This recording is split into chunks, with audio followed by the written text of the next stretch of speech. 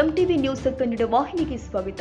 ಕೇಂದ್ರ ಸಚಿವ ಅಮಿತ್ ಶಾ ಇವರ ವಿರುದ್ಧ ವಿಜಯಪುರದಲ್ಲಿ ಪ್ರತಿಭಟನೆ ಮಾಡಲಾಗಿದೆ. ಅಂಬೇಡ್ಕರ್ ವೃತ್ತದಿಂದ ನಡೆದುಕೊಂಡು ಬಂದು ಜಿಲ್ಲಾಧಿಕಾರಿ ಕಚೇರಿಯ ಮುಂಭಾಗದಲ್ಲಿ ಕೇಂದ್ರ ಸಚಿವ ಅಮಿತ್ ಶಾ ಅವರು ಡಾಕ್ಟರ್ ಬಿಆರ್ ಅಂಬೇಡ್ಕರ್ ಅವರಿಗೆ ಹಗುರವಾಗಿ ಮಾತನಾಡಿದ್ದನ್ನು ಖಂಡಿಸಿ ವಿಜಯಪುರದಲ್ಲಿ ಪ್ರತಿಭಟನೆ ಮಾಡಲಾಗಿದೆ.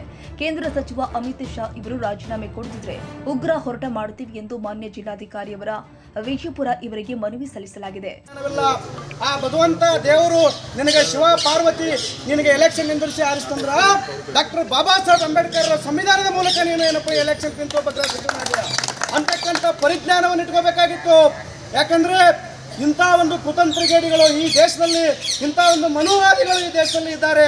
ಅದಕ್ಕೆ ಅವನು ಪ್ರಾಮಾಣಿಕವಾಗಿ ತನ್ನಲ್ಲಿರ್ತಕ್ಕಂಥ ಒಂದು ಕೌರತ್ವವನ್ನು ಈ ಒಂದು ಸಂಸತ್ನಲ್ಲಿ ತನ್ನ ಬಾಯಿಯ ಮೂಲಕ ವ್ಯಕ್ತಪಡಿಸಿದ್ದಾನೆ. ಇದು ಎಲೆಮರೆಕಾಯಿಯಂತೆ ಹಲವು ಒಂದು ಏನಪ್ಪ ಅಂತಂದ್ರೆ ಇಂಥ ಒಂದು ಕುತಂತ್ರಿಗೇಡಿಗಳು ಈ ದೇಶದಲ್ಲಿದ್ದಾರೆ. ಡಾಕ್ಟರ್ ಬಾಬಾ ಸಾಹೇಬ್ ಅಂಬೇಡ್ಕರ್ ಅವರು ಈ ದೇಶದಲ್ಲಿ ಜನಿಸಲಿದ್ದಾರೆ. ನಮ್ಮ ದೇಶನೂ ಕೂಡ ಸರ್ವಾಧಿಕಾರತ್ವದ ಮೂಲಕ ಏನಪ್ಪ ಅಂತಂದ್ರೆ ಇರ್ತಿತ್ತು. ಇವತ್ತ ಡಾಕ್ಟರ್ ಬಾಬಾ ಸಾಹೇಬ್ ಅಂಬೇಡ್ಕರ್ ಅವರ ಒಂದು ಕಾನೂನ ಅವರ ಒಂದು ಸಂವಿಧಾನ ಇರ್ತಿದ್ರೆ ನೀನು ಅಮಿತ್ ಶಾ ಅವರೇ ನಿನ್ನ ಒಂದು ರಾಜ್ಯದಲ್ಲಿ ನೀನು ಏನೇನು ಚಾವಣೆ ಮಾಡ್ತಿದ್ದೋ ಅಥವಾ ಬುಜರಿ ಕೆಲಸನೇ ಮಾಡ್ತಿದ್ದೋ ಅಥವಾ ಗಟ್ರ ಬೈತಿದ್ದೋ ಗೊತ್ತಿಲ್ಲ. ಆದರೆ ಡಾಕ್ಟರ್ ಬಾಬಾ ಸಾಹೇಬ್ ಅಂಬೇಡ್ಕರ್ ಅವರ ಸಿದ್ಧಾಂತ ನೀನು ಶ್ರೀಮಂತ ಮನೆಯಾಗಿ ಹುಟ್ಟಿದೋ ಒಂದು ಬಡತನ ಮನೆಯಾಗಿ ಹುಟ್ಟಿದೋ ಗೊತ್ತಿಲ್ಲ. ಆದರೆ ಬಾಬಾ ಸಾಹೇಬ್ ಅಂಬೇಡ್ಕರ್ ಅವರ ಸಂವಿಧಾನದ ಮೇಲೆ ನೀನು ಅವರ ಒಂದು ಸಂವಿಧಾನದ ಅಡಿಯದ ಮೇಲೆ ಏನಪ್ಪ ರಾಜಕೀಯ ನಿಂತು ನೀನು ಒಂದು ಕೇಂದ್ರದ ಒಂದು ಮಂತ್ರಿ ಆಗಿದ್ದೆ ಅಂತಕ್ಕಂಥ ಪರಿಜ್ಞಾನ ಬಳಿ ಇಟ್ಕೋಬೇಕು.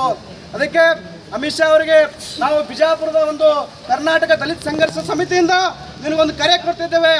ಮಗನೇ, ಈ ಕರೆ ಏನಪ್ಪ ಅಂದ್ರೆ ಮನುಷ್ಯನೇ ಆಗಿದ್ದೆಪ್ಪ ಅಂತಂದ್ರೆ ನೀನು ಇಡೀ ಒಂದು ಭಾರತ ದೇಶದಲ್ಲಿ ಸಂವಿಧಾನಕ್ಕೆ ತಲೆಬಾಗಿ ಕ್ಷಮೆ ಯಾಚನೆ ಇದ್ದರೆ ಇಡೀ ದೇಶಾದ್ಯಂತ ಈ ದಲಿತ ಸಂಘರ್ಷ ಸಮಿತಿ ಬಾಬಾ ಸಾಹೇಬರ ಸಿದ್ಧಾಂತವನ್ನು ಹೊಂದಿಕೊಂಡಂಥ ಜನರು ನಿನ್ನನ್ನು ಸುಮ್ಮನೆ ಬಿಡುವುದಿಲ್ಲ.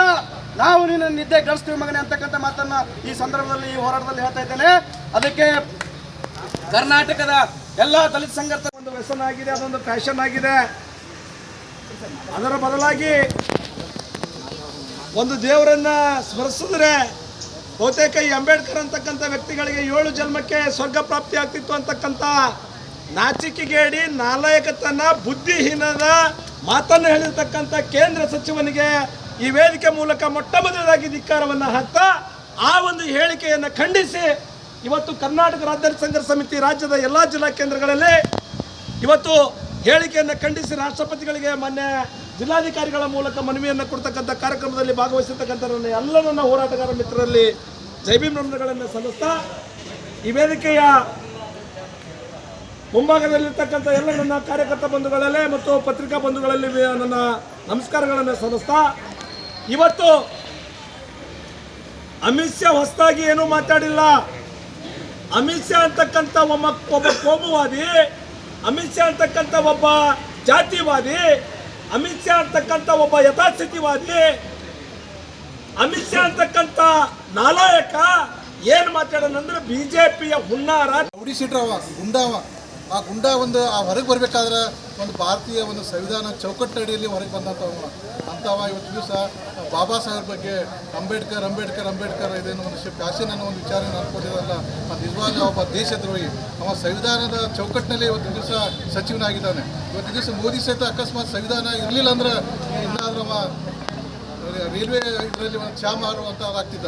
ಇದನ್ನು ಇವನು ಸಹಿತ ಗುಜರಿ ಮಾಡುವಂಥ ವ್ಯವಸ್ಥೆ ಆಗ್ತಿತ್ತು. ಈ ಸಂವಿಧಾನ ಚೌಕಟ್ಟಿನಲ್ಲಿ ಇಡೀ ಭಾರತ ಅಲ್ಲ, ಇಡೀ ಪ್ರಪಂಚನೇ ಹೇಳ್ತೈತಿ ಸಂವಿಧಾನ ಇದ್ರೇ ಇವತ್ತು ದಿವಸ ನಮ್ಮ ದೇಶ ಮುಂದುವರಿತೈತಿ. ದೇಶದ ಎಲ್ಲರೂ ಪ್ರತಿಯೊಬ್ಬರು ಕಟ್ಟ ಕಡೆ ವ್ಯಕ್ತಿಗೂ ಸಹಿತ ನ್ಯಾಯ ಸಿಗ್ತೈತೆ ಅನ್ನೋದು ಭಾರತೀಯ ಸಂವಿಧಾನ ಅಂದ್ಕೊಂಡು ಗೊತ್ತಿದ್ರು ಇವತ್ತಿನ ದಿವಸ ವಿಶೇಷವಾಗಿ ಒಬ್ಬ ಬಾಬಾ ಸಾಹೇಬರು ದಲಿತ ಅನ್ನೋ ಒಂದು ವಿಚಾರ ಇಟ್ಕೊಂಡು ಅದಕ್ಕೆ ಅವ ದೇಶದ್ರೋಹಿ ಏನಲ್ಲ ಬಾಬಾ ಸಾಹೇಬ್ ಬಗ್ಗೆ ವಿಚಾರ ಇದು ಮಾತಾಡೋದು ತಪ್ಪು.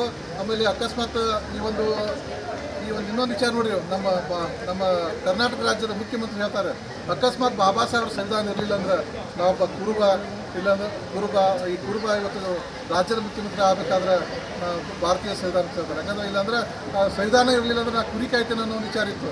ಅವತ್ತು ಮೋದಿ ಇರಲಿ ಅಕಸ್ಮಾತ್ ಸಂವಿಧಾನ ಇರ್ಲಿಕ್ಕಂದ್ರೆ ಚಾ ಮಾರುವಂಥ ವ್ಯವಸ್ಥೆ ಇತ್ತು. ಇವ ಏನು ಅಮಿತ್ ಶಾ ಅದಲ್ಲ, ನಾವು ಗುಜರಿ ಮಾಡಬೇಕಾಗ್ತಿತ್ತು. ಎಲ್ಲ ಸಂವಿಧಾನ ಅಡಿಯಲ್ಲಿ ಇವತ್ತು ಎಲ್ಲ ಅಧಿಕಾರವನ್ನು ಇಟ್ಟುಕೊಂಡು ಇವತ್ತು ಬಾಬಾ ಸಾಹೇಬ್ರಿಗೆ ಒಂದು ಕ್ಷುಲ್ಲಕವಾಗಿ ಮಾತಾಡಿದಂಥ ಅವರು ಕೂಡಲೇ ಅವರು ರಾಜೀನಾಮೆ ಕೊಡಬೇಕು. ಅದ್ರ ಜೊತೆ ಮೊದಲು ಅವರ ನಮ್ಮ ದೇಶಾದ್ಯಂತ ಒಂದು ಕ್ಷಮೆಯನ್ನು ಕೇಳಬೇಕು. ಅಂದಾಗ ಮಾತ್ರ ಈ ಒಂದು ನಮ್ಗೆ ಸಂವಿಧಾನ ಮತ್ತು ಬಾಬಾ ಸಾಹೇಬ್ ವಿಚಾರಗಳನ್ನು ಬೆಳೆಸಲಾಗ್ತೈತಿ. ನೋಡಿರಿ, ಬಾಬಾ ಸಾಹೇಬ್ ಒಂದು ವಿಚಾರ ಹೇಳ್ತಿದ್ರು, ಅದು ಎಲ್ಲರೂ ಗೊತ್ತಿದೆ. ನಾವು ಹೋದ ಮೇಲೆ ಮರಣ ಹೊಂದಿದೆ ಅಂತ ತಿಳಿಯಬೇಡ, ಎಲ್ಲಿವರೆಗೆ ಸಂವಿಧಾನ ಜೀವಂತವಾಗಿರ್ತದೆಯೋ ಅಲ್ಲಿವರೆಗೆ ಸಂವಿಧಾನ ನಿಮ್ಮ ಜೊತೆ ಇರ್ತೈತೆ ಅನ್ನೋ ಮಾತನ್ನು ಬಾಬಾ ಸಾಹೇಬ್ ಅಂಬೇಡ್ಕರ್ ಹೇಳ್ತಾರೆ. ಆ ಒಂದು ಕಾರಣಕ್ಕಾಗಿ ಈ ಸಂವಿಧಾನ ಅಡಿಯಲ್ಲಿ ಅವರಿಗೆ ವೇದಿಕೆ ಮೂಲಕ ನಾನು ಚಾಲೆಂಜ್ ಮಾಡ್ತಾ ಇದ್ದೀನಿ. ಬಾಬಾ ಸಾಹೇಬರಿಗೆ ಹೆಸರನ್ನು ತಗೊಳ್ತಕ್ಕಂಥ, ಬಾಬಾ ಸಾಹೇಬ್ರ ಬಗ್ಗೆ ಮಾತಾಡತಕ್ಕಂಥ ಒಂದು ಯೋಗ್ಯತೆ ಇಲ್ಲದೆ ಇರ್ತಕ್ಕಂಥ ವ್ಯಕ್ತಿ ನೀನು. ಬಾಬಾ ಸಾಹೇಬ್ರ ಹೆಸರು ಅನ್ನೋದ್ರಿಂದ ಪ್ಯಾಷನ್ ಅಂತ ಹೇಳ್ತಿದ್ದಲ್ಲ, ಬಾಬಾ ಸಾಹೇಬ್ರು ಬರೆದಿರ್ತಕ್ಕಂಥ ಸಂವಿಧಾನದೊಳಗೆ ಇದ್ದೀನಿ ಅಂತಕ್ಕಂಥದ್ದು ಅರ್ಥ ಮಾಡ್ಕೋಬೇಕು. ಬಾಬಾ ಸಾಹೇಬರು ಈ ದೇಶದ ಸಕಲ ಜೀವಿಗಳು ಒಂದಾಗಿ ಬದುಕಬೇಕು ಅಂತಕ್ಕಂಥ ವ್ಯವಸ್ಥೆಯನ್ನು ಕೊಟ್ಟಿದ್ದಾರೆ. ಬಾಬಾ ಸಾಹೇಬರು ಸರ್ವ ಜನಾಂಗನು ಕೂಡ ಒಂದಾಗಿ ಬದುಕಬೇಕು ಅಂತಕ್ಕಂಥ ವ್ಯವಸ್ಥೆಯನ್ನು ಕೊಟ್ಟಿದ್ದಾರೆ. ಈ ದೇಶದ ಸಜೀವ ಮತ್ತು ನಿರ್ಜೀವ ವಸ್ತುಗಳಿಗೆ ಕಾನೂನು ಬರೆದಿಟ್ಟಿದ್ದಾರೆ ಬಾಬಾ ಸಾಹೇಬರು. ಆ ಕಾರಣಕ್ಕಾಗಿ ಬಾಬಾ ಸಾಹೇಬರು ಕೇವಲ ಒಂದು ದಿನ ನೆನೆಸೋದಲ್ಲ, ಪ್ರತಿ ಕ್ಷಣನೂ ಕೂಡ ನೆನೆಸ್ತೀವಿ.